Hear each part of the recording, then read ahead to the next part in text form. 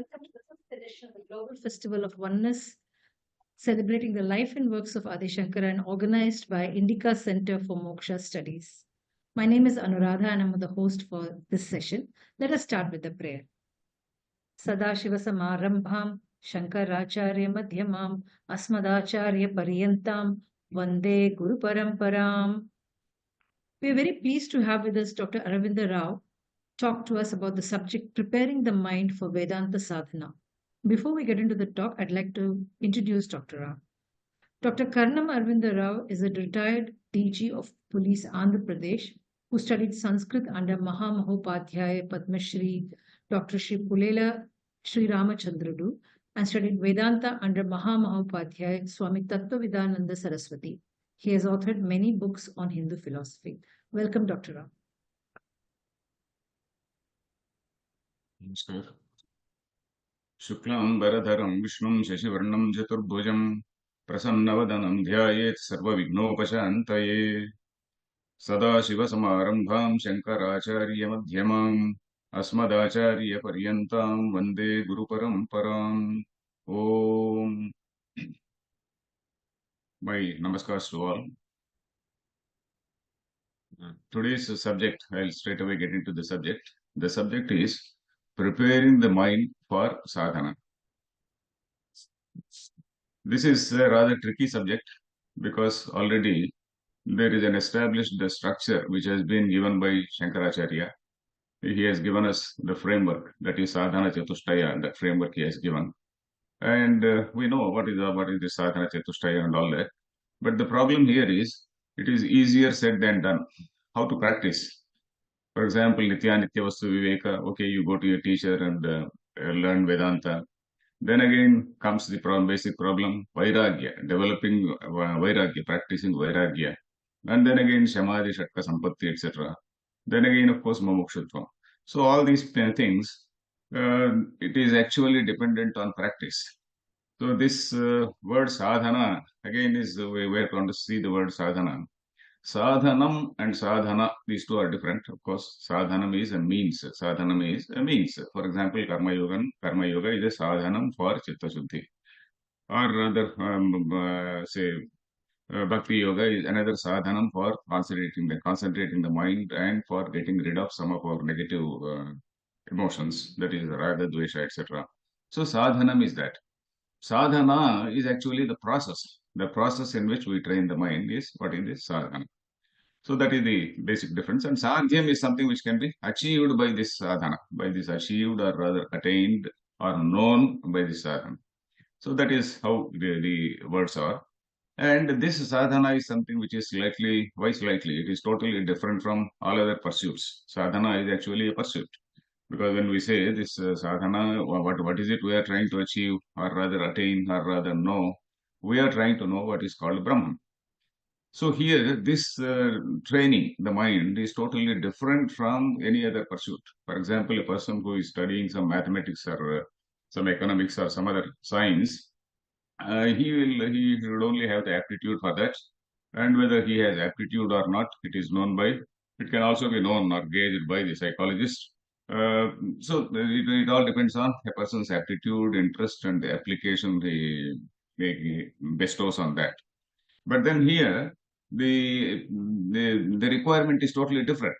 Here, the requirement is that you have to have what is called a purity of mind. You should have, we are asked to have some purity of mind. It is not enough if we read Vedanta, if we go to a teacher, we learn Upanishads, we learn all the Upanishads by heart and then all that. But then we have to have purity of mind. Unless we have purity of mind, we cannot know or rather realize Brahman. What is that realizing Brahman?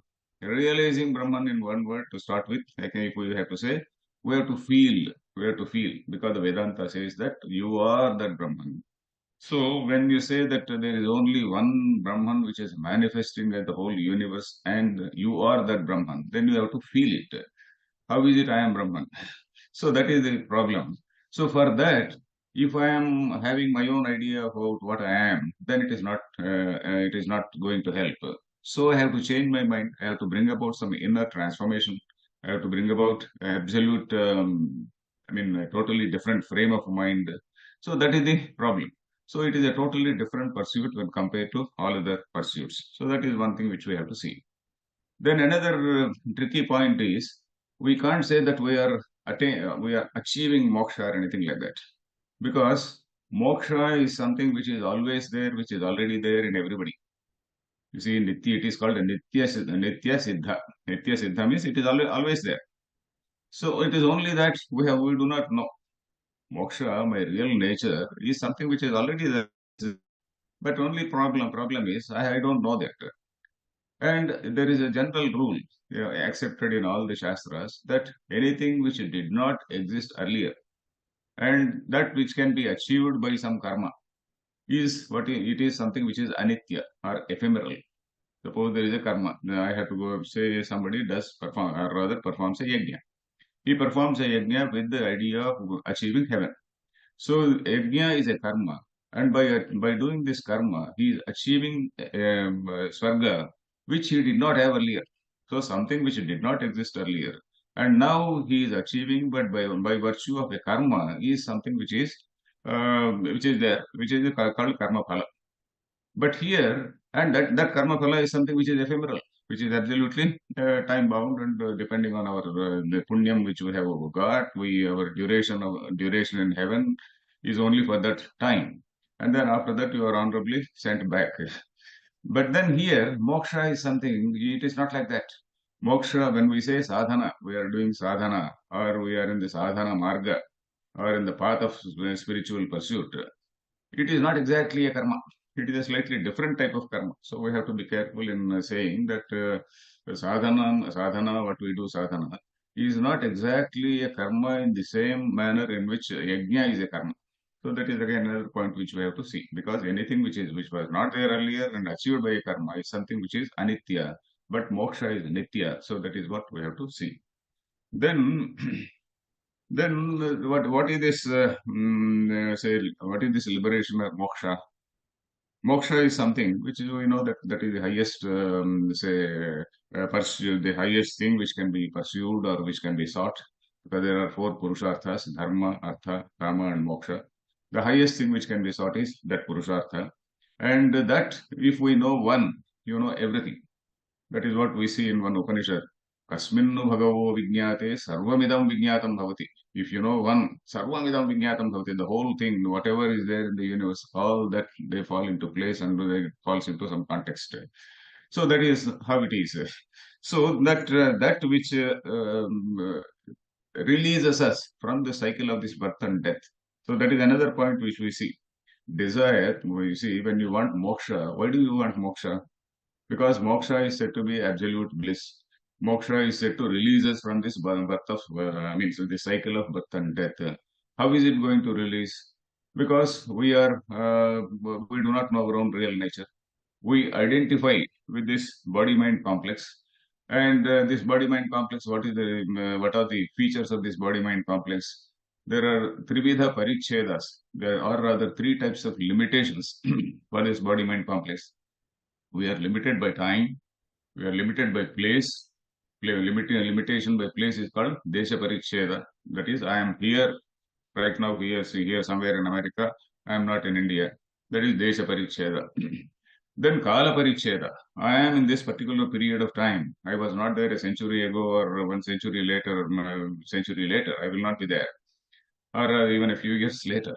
And then that is Kala Paricheda. Then again, Vastu Paricheda. I am so and so X. I have got an identity. There is a social identity that I belong to a particular state. I belong to a religion. I belong to a particular caste. I do have an ideology. I do have a gender. So these are various identifying factors, and a particular body-mind complex. So this is something which is also unique. So, Vastu Paricheda, Desha Paricheda, Kala Paricheda, and Vastu Paricheda. These three Parichedas are there in me. But then Brahman is something which is beyond all these Parichedas. And once I know that I am that, then that means so long as my personality is there, or rather this body-mind complex is there, this is a body, of course, what happens to the body after a particular time, the time frame, the body goes away. But then the mind, or rather the subtle body as we call it, the subtle body is there forever. It is there forever. Ever means it is there till you attain liberation.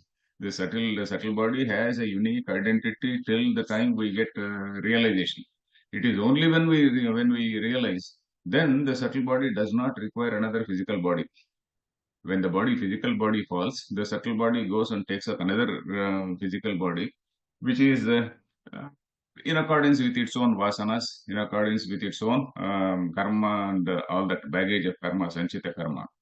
But when I realize that my real nature is that, all this sanchita karma vanishes. All this sanchita karma vanishes, and I suddenly get released from that cycle of birth and death. And that supreme reality is also of the nature of bliss. And bliss means that happiness. Because as a limited being, I am pursuing all limited things. As a limited being, I am actually trying to get this, that, and then I have got so many desires, and I feel inadequate, apurna. And then, in order to achieve some amount of purnatva or fulfillment or fullness, I want another object. I want something else, something else. I want some friendship. I want some objects. All these things. So these are all my what we call desires and aspirations, which are due to my own feeling of inadequacy, my own feeling that I am inadequate, apurna. So this once I identify with the higher self, there is a lower self and the higher self. This lower self is the body mind complex. The lower self is that I am this body mind complex. There is a lower self. But at the same time, Vedanta says you are also eternal. In what way am I eternal?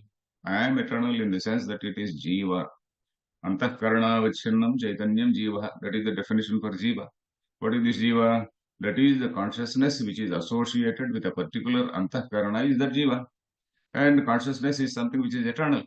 Consciousness doesn't disappear. And consciousness, consciousness which is associated with this antahkarana, it is somewhat like a reflection on a mirror. You see, there is a sun there, and then sun's reflection is there on a mirror.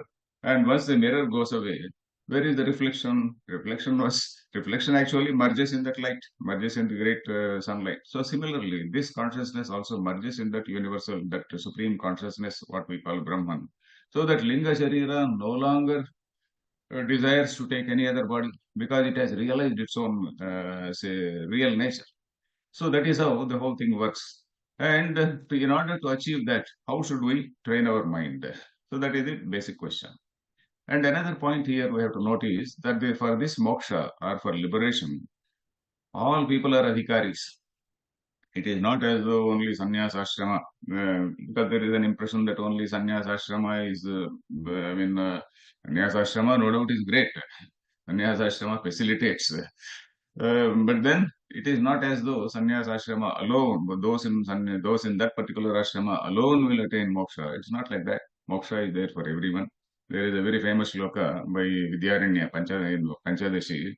Krishno bhogi, Shukas tyagi. Krishna is a bhogi. Shukaha tyagi. So he is a person who has renounced right from his birth. He has just renounced. Shukas tyagi. Nrupau Janaka Raghava. People like King Janaka, Raghava, King Janaka, mention of King Janaka we get in Bhagavad Gita also. Karmana yuva hi samsiddhi masthita Janakadaya, etc. So Janaka, and that commentary is also Janaka, Ashwapati, and various other kings who were Rajarshis. They were enlightened people. They knew Brahman. And then, at the same time, they also continued their worldly activities because of the prarabdha, what is called prarabdha karma. So that is Nrupau Janaka Raghava. Vasishta Karma Nirataha. You take the case of Vasishta. The person who is a ritualist, always performing yajnas and all those things, and then training people, teaching disciples, all that thing. So Panchayite Jnaninaha Samaha. All these five, they are Jnanina Samaha. They are on the equal footing as Jnanis. Krishna, Bhogi, Shukastyagi, Nrupau, Janaka Raghava, Vasishta, Karma Nirataha. Panchayite, all the five are on equal footing. So that is how we need not feel dispirited that we are not entitled for moksha or anything like that. Everybody is entitled for moksha, irrespective of race, gender, and community or whatever. Or in our case, say the social stratification and all that. So all these things, because the other day in that Apasudra Adhikaranam, I was happy to note that all the people from all sections, they are all entitled for moksha. They may not be able to, they may not have adhikara according to our scriptures. If we follow the scriptures, according to scriptures, they may not have adhikara to study the Vedas. But then they are entitled for moksha. For example, people generally ask, no, in your system, somebody cannot become a priest. For example, a person like Modi cannot become a priest, they say. But the priest, the prerogative, it may be being a priest, may be a prerogative for a particular class of people. But then he can become a much bigger thing, that is a prime minister. So getting moksha is like that. So a person may not be having adhikara to study some Purusha Sukta in the same way, with all that going to a guru and then that sampradaya. But then through this Itihasa and Purana, everybody is entitled for moksha. I was happy to see so many illustrations, so many examples given by some Dr. Sharma a few days ago. So like that, this moksha, everybody is an adhikari. Then what is this Brahma? Just now I was saying that Brahma is something which is Satyam Jnanam Anantam Brahma. Before we try to know anything, before we try to achieve anything, we have to know what it is. And what is that thing? It is said to be Satyam Jnanam Anantam Brahma. If you want to translate into English, it comes as infinitely existing consciousness. That is how it is. And infinitely existing consciousness, you and I, when that thing which is something which is infinite, you and I cannot be apart from, or rather out of infinity. Nobody can be out of infinity. Nobody can be beyond that infinity. If you say, if I insist that I am outside that infinity, then I become zero. So if I have to accept my existence or astitva, sat, so that I am part of that infinity, I am that infinity. So in fact, not part of that infinity, there is no question of amsha. So long as I am a jiva, it is an amsha. But then when that jiva bhava disappears, then I am that infinity. So that is how this Brahma is there. And then Brahma is not a person. It is beyond gender. Brahma is not a personal deity as this Brahma, as we know, it is different from this Chaturmukha Brahma. That, of course, we all know. So that is the thing which we are aspiring to know or realize. Then what is it that is preventing us from knowing this Brahma?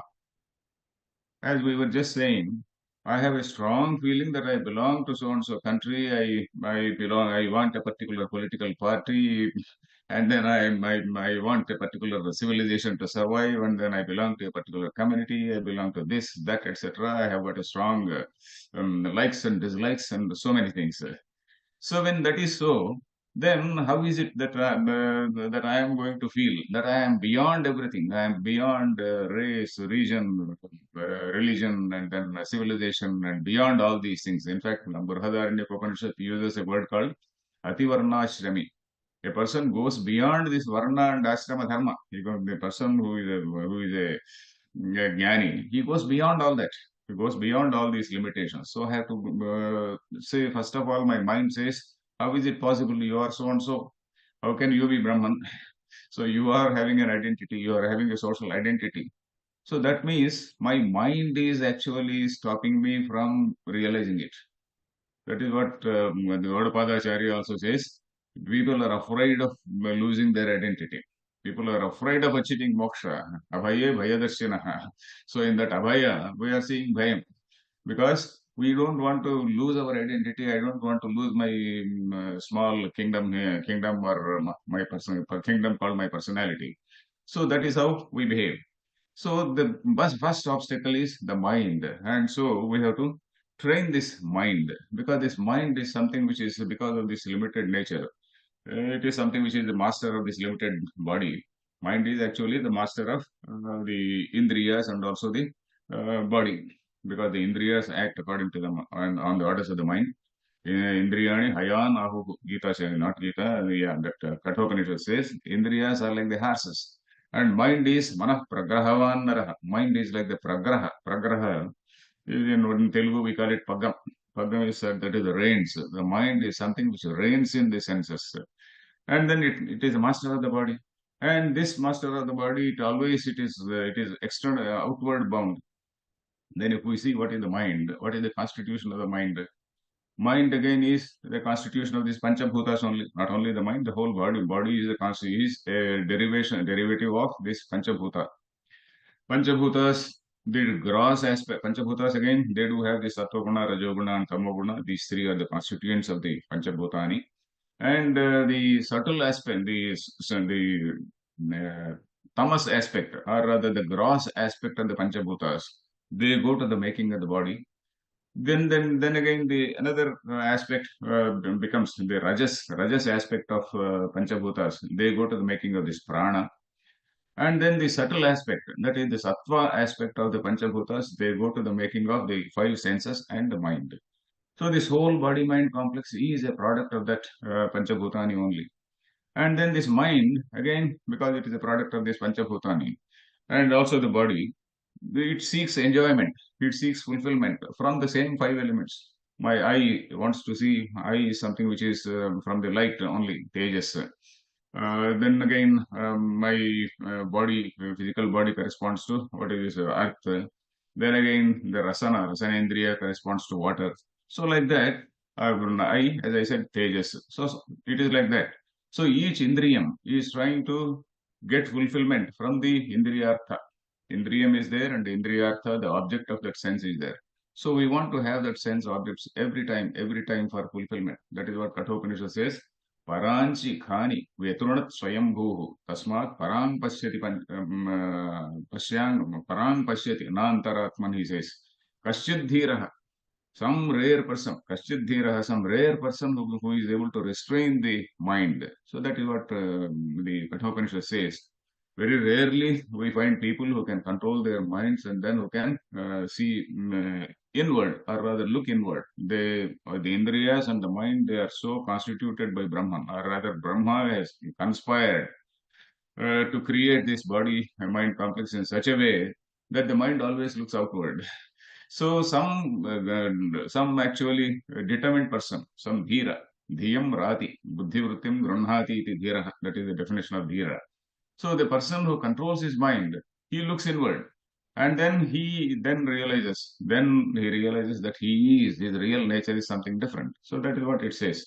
So the mind is something which is the obstacle, and that is why it is said, mana eva manushyanam karanam bandha mokshayoho, for bondage and also for release.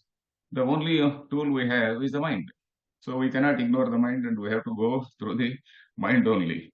So that is what we see here. Then again, and as I said, Vedanta, according to Vedanta, as I said, as I am standing now, or as we are standing all of us today, we are eternal beings. That means we know that Srushti, creation is said to be Anadi. That is the beginningless thing. Jiva also is Anadi. Jiva Isho, Visuddha Chit. There is a shloka which says that Jiva, this Srushti, all the Jagat, all these things, they are all Anadis. So Anadi means from time immemorial that we are there. That means we have had countless births in so many countless millions, probably millions of births. In so many millions of births, we have not attained moksha. And luckily, we are now thinking of attaining some moksha. So there are millions of births behind us. Even if we take a Swamiji or any person, so that Swamiji also, so far, that is his last birth, let us say, and till this time, he also had millions of births.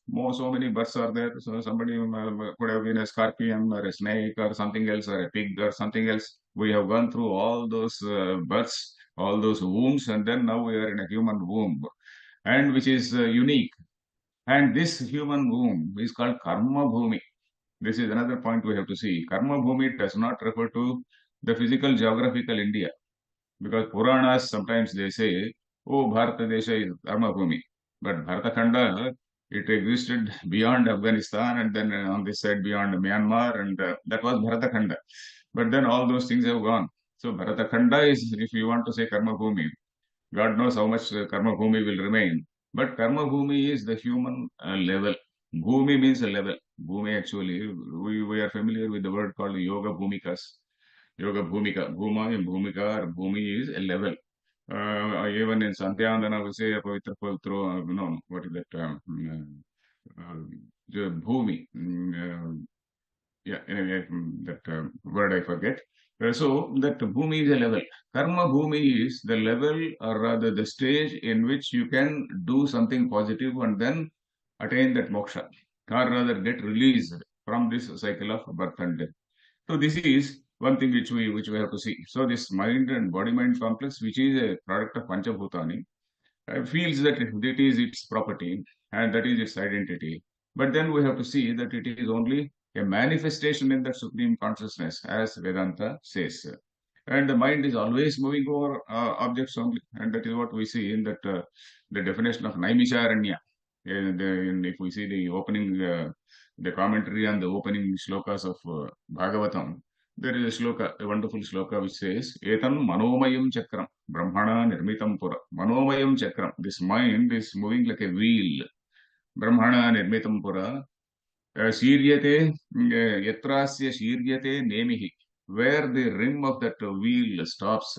So that place is Naimisham. So Naimisharanyam, when we say Naimisham is that place where the mind stops moving.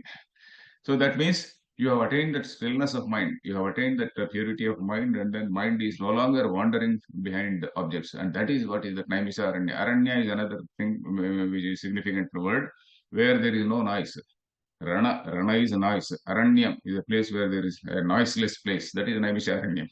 So that is how this mind is. Then now, how to wean this mind away from all this glitter of the world? The world is so glittering with all these glittering objects, and as that Ishavasya Upanishad says, Hiranmayena patrena satyasya apihitam mukham, satyasya apihitam mukham, tattvam pusham apavrun satya dharmaya dushtaye, he says. So Hiranmayena patrena, that golden bowl, that like a golden bowl, this whole thing is covered. And then you are in that golden bowl. And that tattvam pusham apavrun. Apavrun means you please take off that golden bowl. All this glitter of the world, you please take off. That is what Tyagaraja also sings, Terati Yagarada, that curtain which is there hanging between us and the truth. So you are supposed to remove that veil, Terati Yagarada. So like that, we are supposed to take away, or rather take off that veil in order to know the truth. And how to, now we will get into the subject. Already some half an hour. Then this, if we see, we have got a very, very familiar and most useful tool, that is Bhagavad Gita. Not tool, like I should not say tool, a great text, Bhagavad Gita, which we can say a compendium of all the sadhana, whatever sadhana, most of the, why most, almost all the sadhanas, they are mentioned in Bhagavad Gita. And to start with, Bhagavad Gita says, we see a human being cannot stop doing karma. You see, social activity has to go on. If social activity has to go on, all people cannot become sannyasis. And temperamentally also, all people will not become sannyasis. Only a few people will have that inclination to know what is the truth. There is actually a twofold, say, yearning here. One is a jignasa. Oh, what is this? All people say that there is something called Vedanta, something called Brahma, and it is something which is beyond religion. So what is it? So some jignasa is there. And when you are really into that, when you have some fundamental idea of what it is, you may also try to pursue. So then that is pursuit. So jignasa is one angle, and also trying to become it is another, the next step. So both these steps are there. So what Krishna says, of course, I did not go into the background of Bhagavad Gita and all that. He first says about this nitya karma, and also nitya karma, for example. This Nitya Karma for Kshatriya, for example, the context is Arjuna. In the context of Arjuna, Nitya Karma is Yuddha.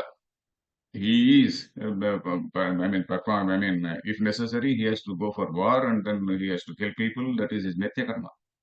For another person in the society, Nitya Karma may be different. For example, and for all the people, there are Nitya Karmas also. For all the people in society, there are certain Nitya Karmas. There are some general duties and exclusively specific duties also for each Varna, Ashrama, etc. So, for example, for a Brahmana, this Swadhyaya is a Nitya Karma. I am supposed to do this Swadhyaya. Then again, Pravachana also, Swadhyaya, Pravachana, Abhyam, Pramaditavim, it says. Then again, for a Kshatriya, Pravachanam is not there, but Swadhyaya is very much there. For other people also in the society, for most other people in the society, this Swadhyaya was there earlier. I will not go into the details of this, what is Varna, etc. All the three Varnas, Brahmana, Kshatriya, and Vaishya, they constituted about 80% of the people in olden days, because the definition of Vaishya, the word Vaishya, included a vast section of society. Krushi, Gauraksha, Vanijyam, Vaishya, Karma, Swabhavajam, it says. So about 80% of the people were covered with this, and then all these people, they were performing all these Vedic rituals. So Nitya Karma is, for example, Sandhyavandana, Agnihotra, etc. It was there for all the people in the society, for all these three Varnas. And these karmas also produce some punya. So there is, Mimamsakas say that Nitya Karma, for Nitya Karmas, there is no phala. But then Shankaracharya says for Nitya Karma also there is phalam. There is, of course, a discussion in the Gita Bhashya. And one has Nitya Karma phalam is number one, all this the Upata Durita Kshaya Dwara, we say, even in Sandhyavandana, we say Upata Durita Kshaya Dwara. So that Upata Durita, that Kshaya, that itself is a phalam. So which means that there is karam phalam also that. And all phalam, it also gives some punyam. So that punyam binds a person. And Nitya Karma gives Chitta Shuddhi, there is no doubt. But then it alone does not give moksha. Nitya Karma gives some Chitta Shuddhi. And in the Nitya Karmas, there are certain aspects called Pancha Mahayajnas. For example, for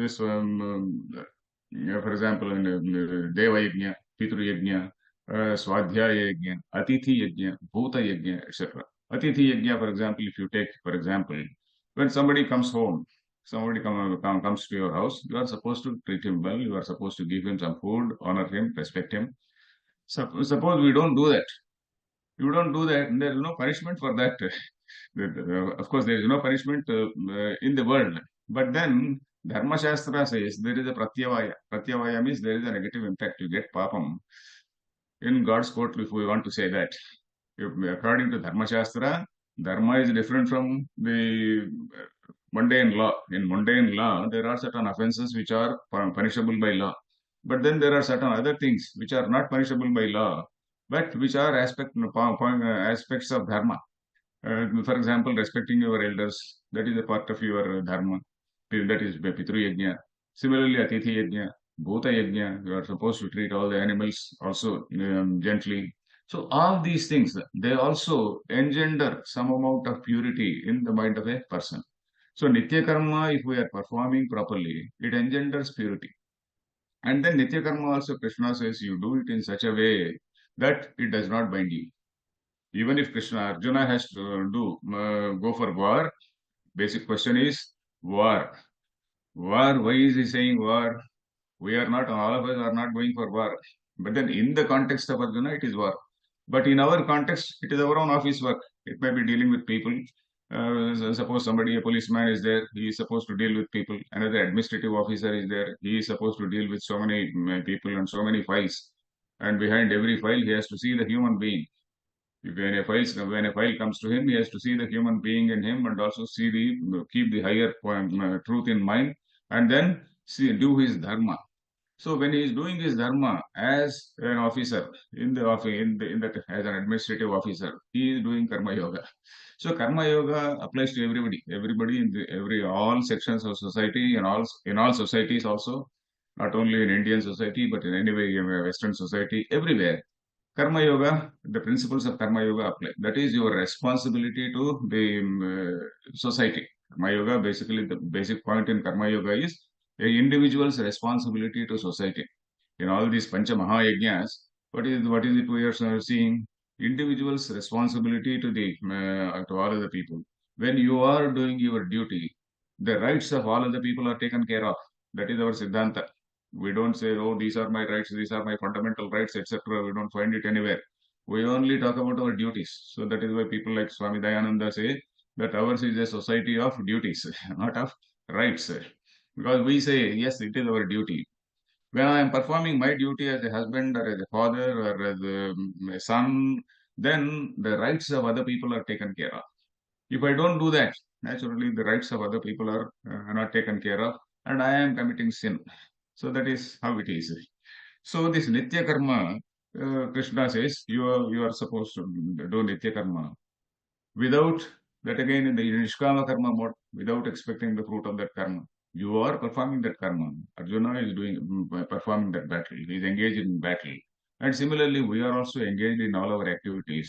But then we are seeing the larger cosmic network, the larger cosmic frame, and then in that cosmic frame, according to whatever are the rules of the game, we are playing it properly, playing them properly. So that is what is Nitya Karma. That is basically essential for keeping the social order. Then, apart from that, if we want to go slightly beyond that, there are also, if we want to include Kamya Karma, also we can include. For example, Kamya Karma also, you see, all people cannot be in this Nitya Karma mode only. People are so ambitious. People are, they want this, that. We have got so many desires. And our rishis, they are so clever, so intelligent that they have prepared all this structured rather. They have structured these Kamya Karmas also in such a way that those Kamya Karmas also are filled with passages, where philosophical passages.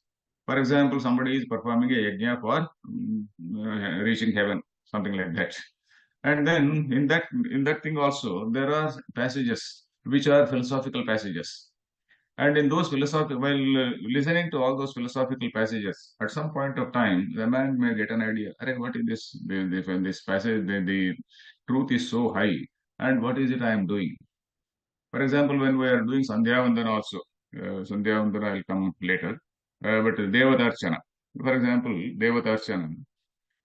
If we see Devatarchana, what is it? I am performing a Devatarchana, that is worshipping gods every day. That is the Deva Yajna. And in that Deva Yajna, what is it we do? We study, we rather recite Purusha Sukta. And what is that Purusha Sukta? Purusha Sukta is a oneness meditation. Basically, Purusha Sukta is not about creation and all that. It is about oneness meditation. Visualizing, or no, that is upasana, of the whole universe, taking the whole universe as one organic entity. So that is what is Purusha Sukta. And in that Purusha Sukta, the very first line, as the very first line says, Sahasra Shirsha Purusha. That is, all the antahkaranas of all the beings, they belong to they are that Purusha only. All are that Purusha only. And all the Indriyas, they belong to that Purusha. And that is how we see that oneness. So in Vishwarupa Sandarshana Yoga, for example, Vishwarupa Sandarshana Yoga is another example of oneness meditation. So Purusha Sukta is a oneness meditation. Sri Rudram is a oneness meditation. For example, many people, they also do Rudram Parayana. That Rudra, what is this? Namo Mahadhyaha, Shullakebhyasya Namo, Senanibhyasya Namo, Yishukrudhyasya Namaha, Namo Yishukrudhya, Rathebhya, Rathakarebhya, Shvabhya, Shvapatibhya. Everybody in the society is counted there. All the sections of the people in the society, they are mentioned there. And all these people are forms of Rudra. And Purusha Sukta also is Sarvani Rupani Vichitya Dhiraha. Sarvani Rupani Vichitya Dhiraha is, that is the same, the one, say, entity, that Brahma, that Supreme Brahman, he has assumed all the forms. Sarvani Rupani Vichitya Dhiraha. He has assumed all these forms, it says. It is not as though the Purusha Sukta is not for social stratification. It is for mentioning that all people are important in society, all people are part and parcel, all are one, that oneness meditation. So, like that Kamya Karma also, it can lead to, say, it can make a person realize, suddenly he may realize that, yes, I have to go beyond this. So that is what Shankaracharya also writes, comments in his Gita Bhashyam. I just noted those lines. Gita Bhashyam, that is second Adhyaya 10th, Ashocyanam Ashocastvam. For that, before that, there is a commentary. There is a Shankaracharya's Bhashyam. In that Bhashyam, he writes, Yathacha Swargadi Kamarthinaha. Somebody who is performing some yajna for Swarga, etc. Agnihotradi Kamasadhana Ahitagnehe. Agnihotra he is performing, and then that is Kamasadhana Anushtanaya Ahitagnehe, Ahitagni. Kamye eva Agnihotradav Pravuttasya. Sami Krute Vinastepi Kame. Sami Krute means he is in the process. And in the process, it is half done. Sami Krute, that means it is half done. And his kama, his desire disappears. So that means he has understood the passage, he has understood the meaning of the ritual, and then he stops it. And then he doesn't stop, but then he continues the ritual. And even if he continues the ritual, it doesn't become a kamya karma. That is what Shankaracharya says. Sami krute ganashtepi kame tadeva agnihotradi anutishtatah api na tat kamyam agnihotradi bhavati. He says the same agnihotradi karma, it doesn't become a kamya karma. So our people have structured the kamya karmas also in such a way that a person will get enlightened.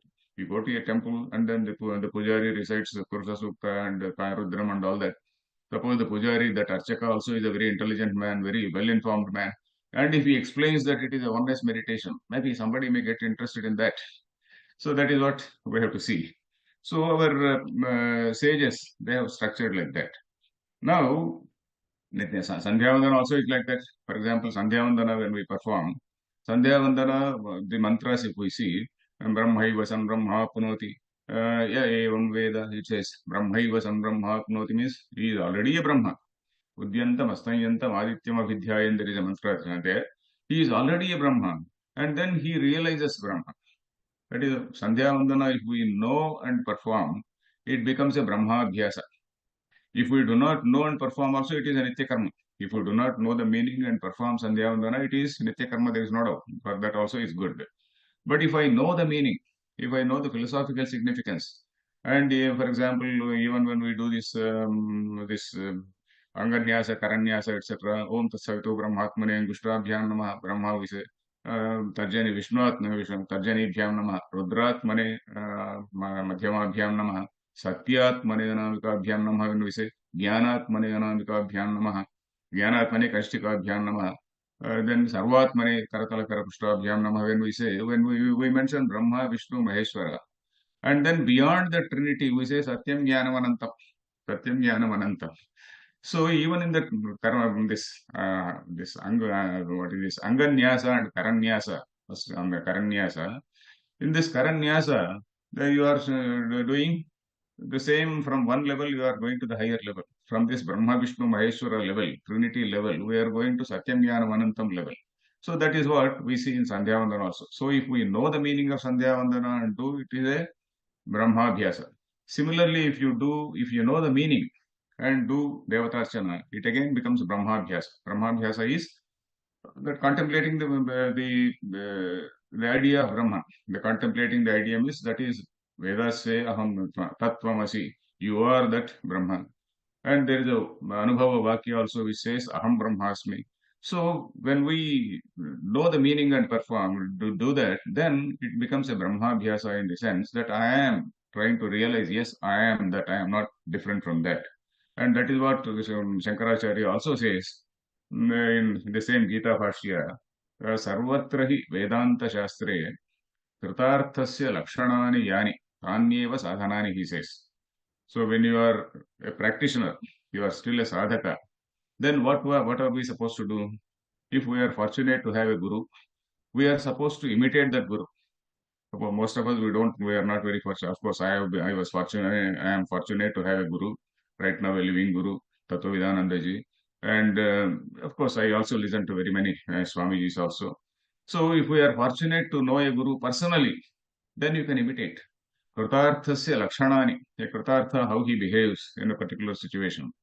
And those lakshanani, we are tanyeva sadhanani, we are supposed to practice. So that is again one way to attain chitta shuddhi also. So then this imitating a jnani is another important thing which we have to note. Then there are two aspects in this purity of mind. When we talk about purity of mind, one is eradication of our raga, dvesha, etc. All these chitta mala, as they are called. Chitta malam. Chitta malam is the dirt of the mind. Chittam is mind. Malam is dirt. Chitta malam is the dirt of the mind. They are all our raga, dvesha, etc. They have to be slowly and slowly and slowly discarded. They don't go away straight away.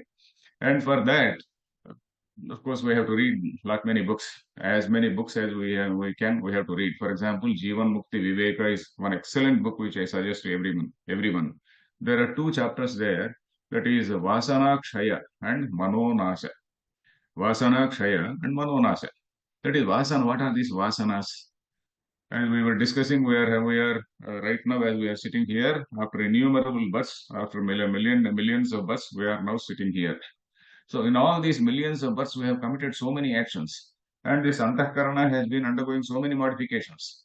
Antahkarana, so much has come and gone. It is like a river which has something has come and gone, something has come and gone. It is like that. So yes, antahkarana is full of some impressions also, some latent impressions which are carried from so many births, and these latent impressions they also impel us, they nudge us to do or rather perform work in a particular way.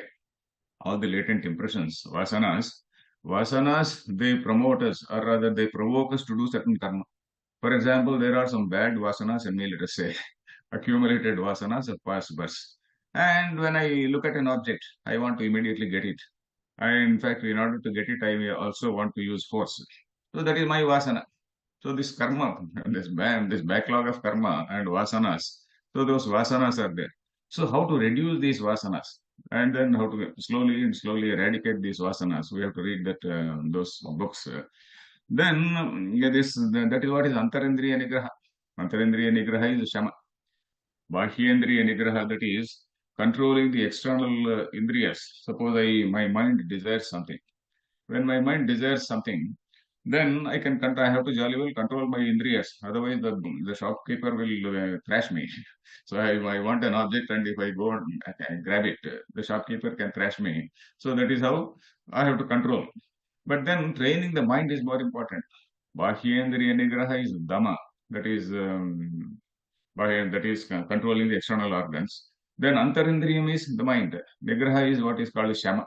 Then that shama requires some education, because this education alone will give, that is the initial prompter.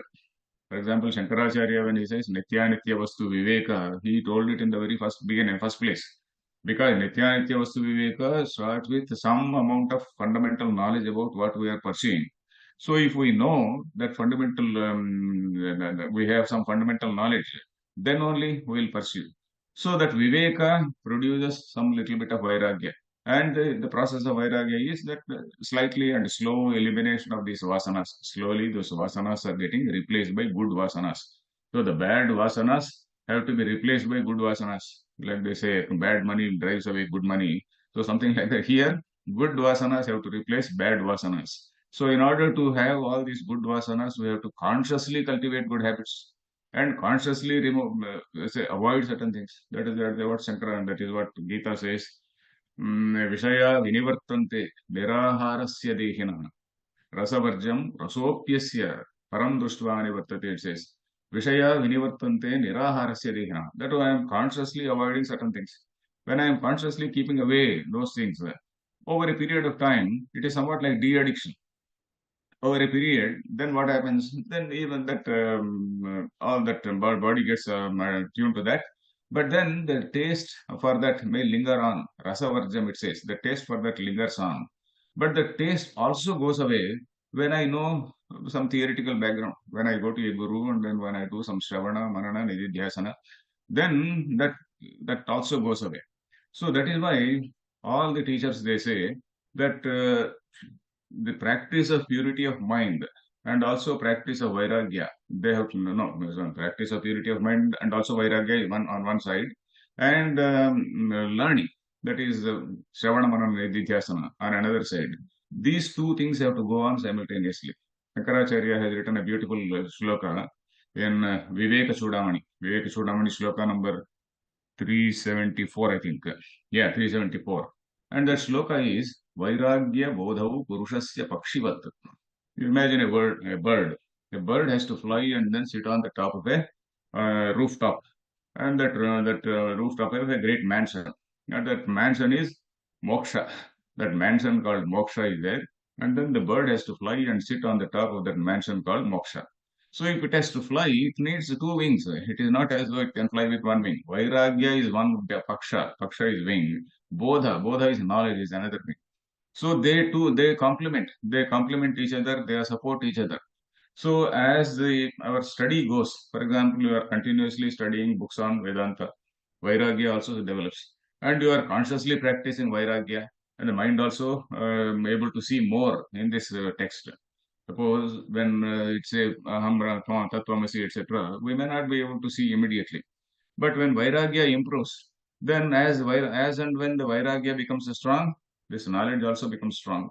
When knowledge becomes strong, vairagya also becomes strong. So vairagya bodhau purushasya pakshivat pakshau vijani vichakshanatvam is this. And vimukti saudhagra taladhirohanam. That vimukti saudham, that mansion called vimukti, if you want to soar and sit on that, Tabhyam vina na anyatarena siddhyati, he says. Tabhyam vina, except those two, there is no other means. You have to practice both vairagya and also bodha. Vairagya and bodha, they are like the two wings of a bird, he says. A very, very useful thing, and something which we have to implement. There is no other way. There is no easy way for this thing. Then Vasanakshaya, as I said, jivanmukta viveka we have to see. And this sadhana is actually said to be a sort of war. Sadhana is said to be a sort of war, or rather inner battle which goes on. The inner battle which goes on in the mind of a sadhaka. That is what we see on Devi Saptashati. There is a beautiful commentary called Sadhana Samar. Those who know Hindi may Google, and they may see in archive.org. There is a huge commentary on Devi Saptashati, which again is a sadhana. Is all about sadhana. It's not about killing of demons, etc. All the demons, etc., are in us only. In the first story of that Devi Saptashati, the tamas is something which is eradicated by rajas. Tamas, you see, tamas, rajas, and sattva, three gunas are there. We have to transcend all these three gunas and become gunatita. And the first story is about transcending this tamas. This tamas comes in the form of this Madhu and Kaitaba. They don't want any creation. They don't want anything. They want to sleep and happily sleep. So this sleeping is another tamo guna only. So then the tamo guna has to be conquered by rajoguna. And then again, this rajoguna, the second story of that of that Devi Saptashati is Mahishasura. And in that, this Mahishasura symbolizes rajoguna. He wants everything. He wants everything in the whole world. So that thing has to be controlled by Sattva. And then Sattva also has to be transcended, because Sattva also is an obstacle for a sadhaka. Because then there is what is called a spiritual pride, that hubris, hubris as we call it. That hubris again is the greatest sin, or rather the greatest obstacle. That is what is aham mama. I know everything. I know everything. Yeah, that Dhumra Lochana, he goes and says, there is a lot of symbolism in that story also. That last story, symbolism, if we see, that is conquering or transcending Sattva. So, like that, we see this transcending this Sattva, all these three gunas, we see in various texts. And other texts also, if we want to see, for example, Bhagavatam is another very useful text for us, because Bhagavatam is something which is told to a person who was about to die in 7 days. So that man's mind has to be prepared. And then in 7 days, he has to become a Jnani. Of course, Parikshit was an excellent student. So, and he was also already, as a Kshatriya, he had already studied Vedas, etc. So, for him, when Sukadeva, he instructed that Bhagavatam, so he could realize, and then by the time that Takshaka came to bite him, he was already a realized person, and he was ready to give up his body-mind complex. So that is what we find in Srimad Bhagavatam. Another text which we have to read is Yoga Vasishtam. Probably about a generation ago, many teachers, they were talking about Yoga Vasishtam. Nowadays, not many are talking about Yoga Vasishtam. And Yoga Vasishta is an excellent, say, trainer. If you continuously read the Yoga Vasishtam, there are so many ways in which the point is told, whether it is Vasanachaya, Manonasha, Titiksha, all these sadhana, this Samadhi, Shatka, Sampatti, and all these things. So many things, in so many ways it is told, and that is one very great text which has to be read by all the sadhakas. So sadhakas, we are supposed to read lot many books also. That is one thing. Then Guru again, we are supposed to choose one Shrotriya Brahmanistha. Of course, it may be very, very difficult for us. At least we are finding some people on TV channels, etc. But we should be able to find some gurus. Shrotriya and Brahmanistha. Why Shrotriya? Shrotriya means one who has very great knowledge of the scripture, all thorough knowledge of the scriptures. Only he can train us properly when we have a doubt. Shravana, Manana, and Nididhyasana, those three levels are there. Shravana means knowing the total teaching of the Upanishads. We have to know the total teaching of the Upanishads. Comprehending it intellectually is what is Shravana. Then, after comprehending it, our mind gets so many doubts. So then, yuktibihi anuchintanam mananam. Anuchintanam. Oh, this text says like this. How is it true? Then we have to debate internally. And then we have to, I think only 5 minutes is there. I think I have to close. So the yuktibihi anuchintanam mananam. Nididhyasana. Didhyasa. Dhyatum ichha didhyasa. That is dhyayi chintane. That is, we are supposed to meditate on that. We have to contemplate on that. So that is what is nididhyasana. For that, we have to choose a proper guru. And then, because we are finding only about 4 or 5 minutes, I think I'll close it. But then this bhakti. Bhakti yoga is another thing which is told in Bhagavad Gita. Bhakti is again ananya bhakti. That is Advaita bhakti, not Dvaita bhakti. When you are in Dvaita bhakti, then again you are a servant to the God. So that servant to boss relationship is also rejected in Vedanta. That is okay. It is all proper. It is all proper at the social level. But as a student of Vedanta, you are supposed to transcend that Dvaita Bhakti. Yo anyam devatam upaste, anyohamasmi iti they say Upanishad. So suppose somebody does upasana of a god, oh, that is different and I am different. So long as you think, yatha pashuhu evam sadevana, you are like a pashu for those gods. That is what the Upanishad says. So Ananya Bhakti, not due to arrogance. Ananya Bhakti should not be assumed due to arrogance. Ananya Bhakti has to be assumed due to awareness, proper reading of books, proper understanding of the text. These are the things. Then there are many other small points also. For example, practicing how to practice. One simple way which I tell always is to take one sloka of the Gita and try to live it every day. For example, akarta, practice of being akarta, non-actor. So you take a shloka like Naiva Kinchit Karomiti Yukto Manyeta Tattvavit, the fifth chapter, that Naiva Kinchit Karomiti. There are two slokas. In whatever action you are doing, oh, I am not, I am the Akarta, I am the Akarta. That Anusandhanam, there is a word called Anusandhanam. That is applying the theory to oneself. That is Anusandhanam. We may know a lot of theory, but we have to continuously apply. Amruteh kalam mayed Vedanta Chintaya, it says. That is, as long in whatever activity we are engaged, we are supposed to be doing anusandhanam. When we do anusandhanam, slowly, that idea of being Brahman sinks. And then various other things go away. And the mind also has to be kept busy in some good activities. That is why that Mukundamala, that king says, Jihve kirtaya keshavam, Muraripum cheto bhaja sridharam panidvandva samarchaya. Goes on like that. You always engage in bhakti. Bhakti drives away all these negative vasanas. And once you graduate to the level of Advaita Bhakti, then that is out of love. Like Madhusudana Saraswati says, it is Advaita Bhakti. So like that. And this Anusandhanam, how long? And practicing various other things. For example, Samadukha Sukitvam can be practiced. For example, Gita says, Na prakrushyet priyam prapya, nodvijet prapya priyam. Suppose you take this sloka and try to live it the whole day. So there are so many slokas in Bhagavad Gita. We can take one sloka and try to practice it or live it the whole day. So that is one good way which I suggest to everybody, and I also try to do, but I may not be I may not be so sincere in doing it, but I do suggest to people. Then again, how long are we supposed to do this avrutti?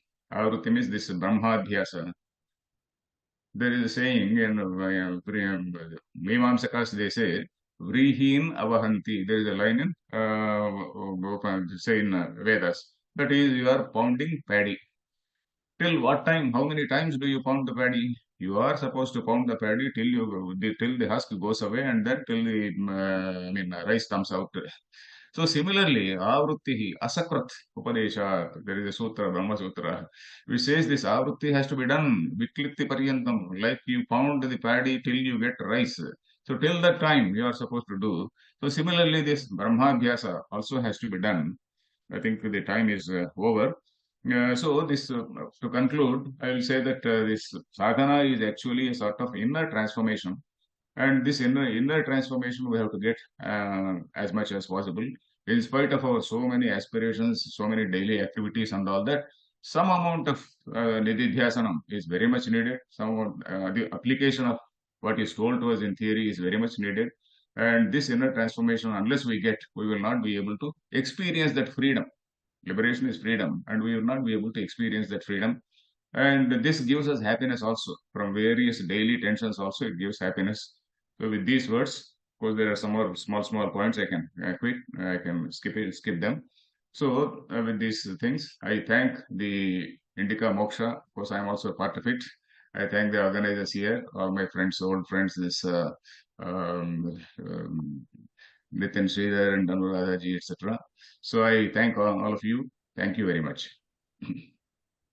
For guiding us through how to prepare our mind for the assimilation of this wonderful knowledge. For the benefit of the viewers, can you give the name of that Durga Saptashati, the commentary? What was the name of the book you said in Hindi? The speaker commentary you said we can look up the philosophical meaning. I was not able to hear, please. Yeah. Okay. Okay. Viewers, we have many such wonderful sessions. Tomorrow morning, we have in 7 a.m. India time, we have Vidwan Karthik Sharma talking to us about arguments to establish the impartial and non-cruel nature of Ishvara. This talk is in Sanskrit, but it will be subsequently in the same session translated. So do please attend and benefit from it. Before I leave, I'd like to say the closing prayer.